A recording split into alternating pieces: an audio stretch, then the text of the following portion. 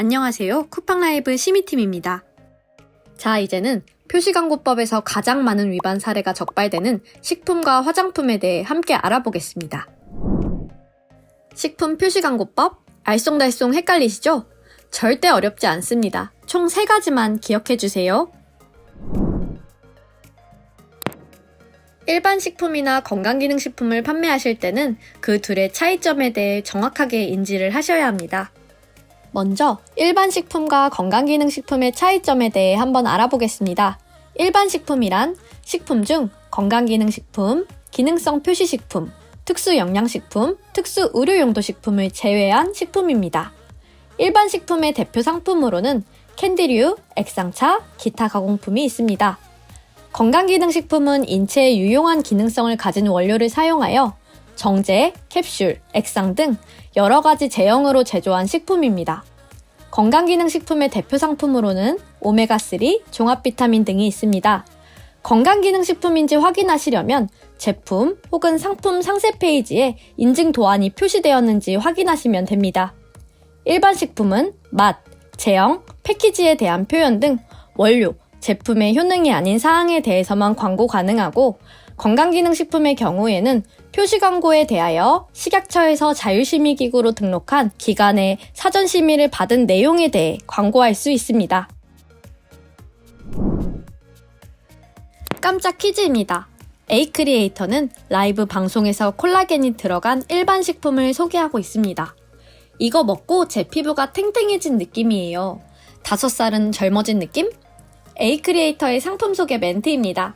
에이크리에이터의 멘트는 식품 표시광고법 위반일까요? 정답은 O입니다.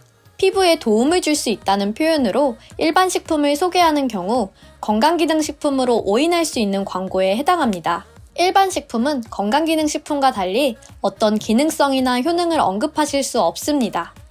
포함된 원료가 어떤 효능, 기능을 가지고 있다는 표현도 언급하실 수 없습니다. 대신 제품의 맛과 제품의 독특한 특징에 초점을 맞추어 광고를 진행해보세요.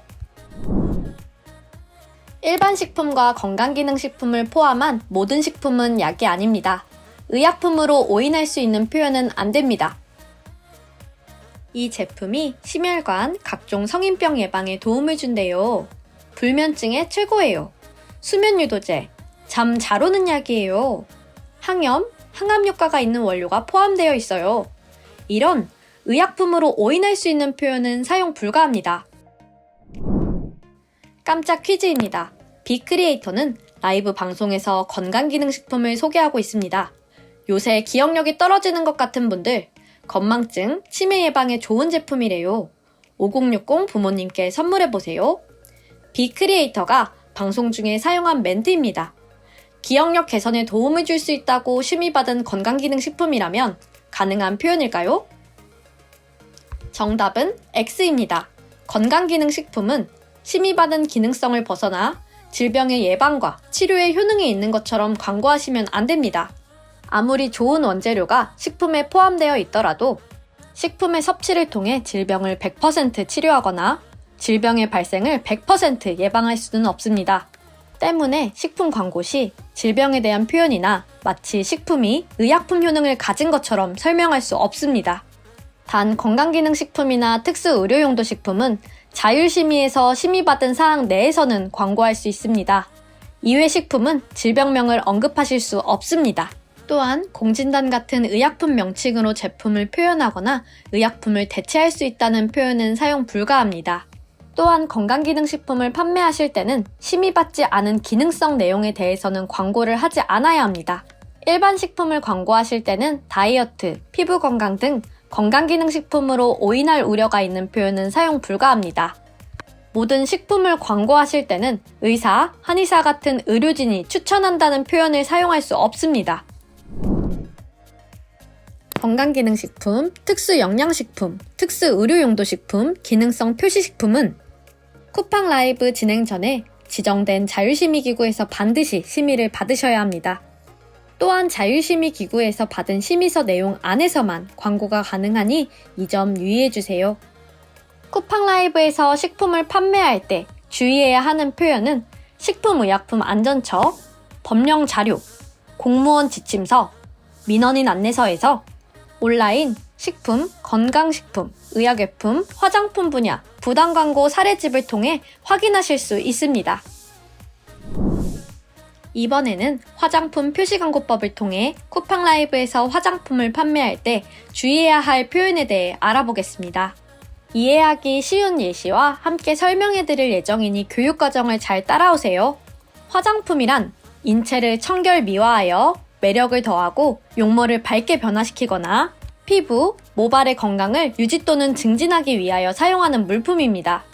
때문에 화장품의 범위를 벗어나 아토피, 건선과 같은 피부 질환을 언급한다면 의약품으로 오인할 수 있습니다. 깜짝 퀴즈입니다. C크리에이터는 라이브 방송에서 화장품을 소개하고 있습니다. 요새 탈모 치료가 되는 샴푸를 사용하고 있어요. 머리가 많이 난 것 같지 않나요? C크리에이터가 방송 중에 사용한 멘트입니다.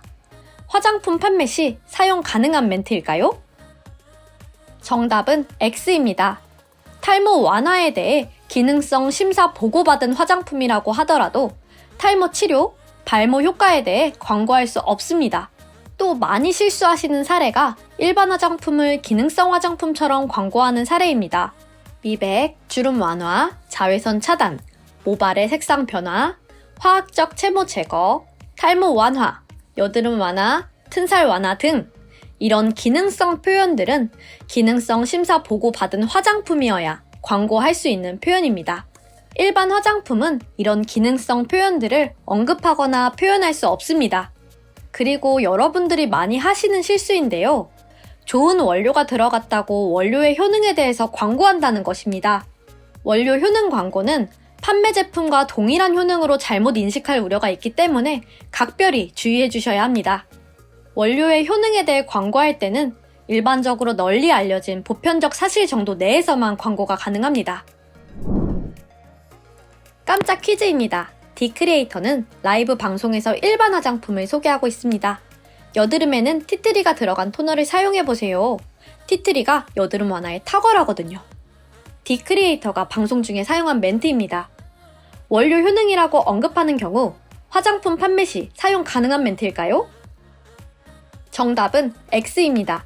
원료에 대한 설명이라고 하더라도 의약품 또는 기능성 화장품으로 오인할 수 있는 표현이라면 사용할 수 없습니다.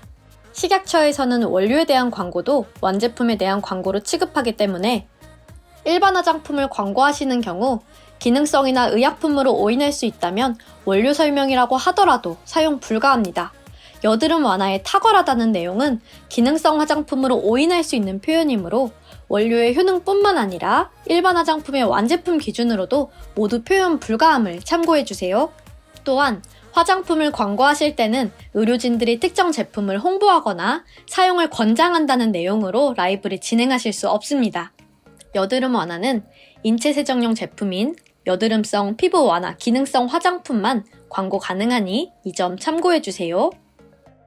화장품의 품질이나 효능과 관련된 내용은 화장품 표시 광고 실증에 관한 규정에 따른 실증 자료, 인체 적용 시험 자료 또는 인체 외 시험 자료 등으로 입증되어야 합니다. 예를 들어 피부 진정 효능을 광고하려는 경우 그 효능이 실증에 관한 규정에 따른 실증 자료가 구비되어야 광고 가능합니다. 다만 화장품 효능이 화장품의 범위를 벗어나 의약품처럼 광고하는 경우 과대 광고에 해당되니 주의해주세요. 쿠팡라이브에서 화장품을 판매할 때 주의해야 하는 표현은 식품의약품안전처, 법령 자료, 공무원 지침서, 민원인 안내서에서 온라인, 식품, 건강식품, 의약외품, 화장품 분야 부당 광고 사례집을 통해 확인하실 수 있습니다. 식품과 화장품의 표시광고법, 핵심에 대해 함께 알아보는 시간을 가져보았는데요. 이제 식품과 화장품 라이브 진행 시 주의해야 하는 표현, 어렵지 않으시죠?